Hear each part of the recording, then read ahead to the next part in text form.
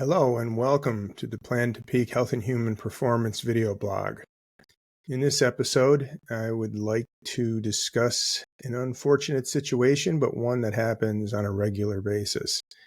We get sick, and athletes have a terrible tendency to try and work through that. And there are times when that's possible, and there are times that you should avoid that at all costs because you could make things worse. So let's discuss this subject. So the subject is to train or not to train, dealing with illness. So in one of my articles regarding overtraining, I discussed the concept of overreaching. This is a state where you are chronically fatigued and you are challenging yourself. To reach optimal performance, overreaching is almost a necessity, but going just one step too far can lead to overtraining. And unfortunately, while you're in this overreaching state, your immune system is compromised. So it's important to understand what you can do to strengthen your immune response and make sure that you can fight off anything that you may come in contact with. But in worst case scenario, if you do get sick, how do you handle your training? So first and foremost, how do we avoid getting sick? Now, one of the things that I didn't list here is hygiene. So especially at this time of year, as we move indoors, we get a little less sunshine. We're around more people in close proximity in the indoor situation. Washing your hands on a regular basis is a good idea. But as for specific to the athlete, if you read the written blog on my website, you'll find that I made a few references. One is to Dr. Mark Harris's work, and another is a presentation that I was able to sit through with Randy Wilbur, who is the senior physiologist at the Olympic Training Center.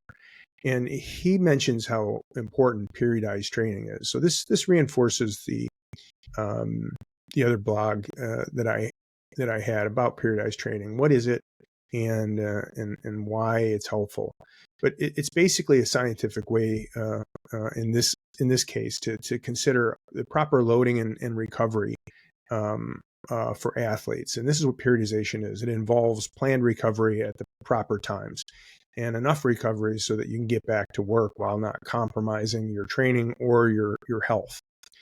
It's important to take detailed logs, keeping track of your vital signs, resting heart rate variability now is capable. I wear an Oura ring, and that ring gives me temperature. It gives me a readiness score, a sleep score. So these things are important to track. While none of them in and of themselves is the end all do all as far as markers. Combined, they give you a better picture of what might be going on.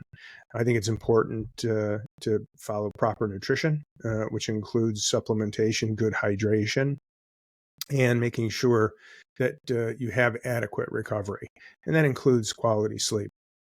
So doing those in the first place can help you avoid, but what do we do when it eventually strikes? Well, I think the first thing you need to do is be able to assess the severity of the illness. If you're dealing with systemic symptoms, fever, muscle aches, swollen lymph nodes, and extreme fatigue, exercise should be avoided, and you should probably be contacting your medical professional to make sure that it's not something very serious. But if it's non-systemic, if it's scratchy throat, little headache, things like that, stuffy nose, submaximal exercise might be possible. So let's take a look a little bit closer at that situation. Exercise intensity in the immune system. First, let's understand that exercise in and of itself is a physiologic stress. It's a stressor that's designed to create a positive adaptation, a stronger system, stronger tissue, stronger cells. And in the process, while we're taking this stressor, we are slightly compromised. So by understanding when you may be compromised the most, like when you're doing intense or prolonged exercise, which in many cases is quite a few days in a week, for most of us.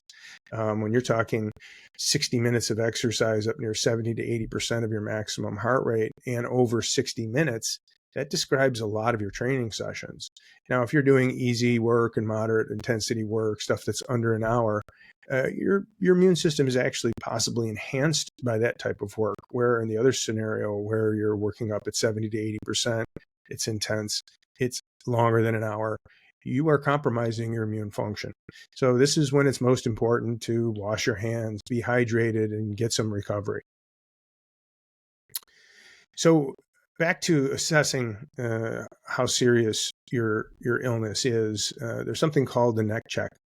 And so if you're dealing with symptoms, headache, sore throat, and maybe stuffiness, congestion, some light exercise is probably a good thing, and it may actually make you feel a little bit better. And we'll get into the what happens to your symptoms after you train. This is a good way to monitor the response that you're going to get from a training stress. But if it's below the neck, if you're feeling congestion in your chest, you have fever, things like that, you're better off to avoid exercise until this resolves. And if you use exercise, and I'm going to get into that more into the next slide, you can do a little bit of exercise and see if the symptoms get worse, if there's no change, or in some cases they may actually make you feel a little bit better. But that's where we get into this testing, right? So you realize you're sick. Let's say you've decided, I think it's better to take the day off. I'm unsure, not feeling that great. I've been training really heavy. I'm fatigued. I'm gonna back off today. And then tomorrow you decide, you know what, I don't feel any worse, but I don't know how much better I feel. Trying a short, easy ride allows you to check what the training stress, bringing your heart rate up, increasing your respiratory rate, increasing your temperature, your core temperature increases when you exercise. And seeing how your body responds to that training stress is really important to judge whether or not training is a good idea. In some cases, you may feel a little bit better, indicating that maybe another ride like that the next day until you see your symptoms resolve is probably a good idea. But if you get on the bike for a 30-minute easy ride and by an hour or two afterwards you feel worse than you did before you rode, this is a sign that your training stress is compromising your immune system's response to whatever you're fighting. This is very counterproductive. And unfortunately, when people try to push through that, they turn what could be 3 or 4 or 5 days of easy training into 3 weeks of disappointment. So I highly recommend you heed the warnings that I'm providing you here, because it can really make a difference in how soon you get back to quality training. And some final thoughts and a disclaimer.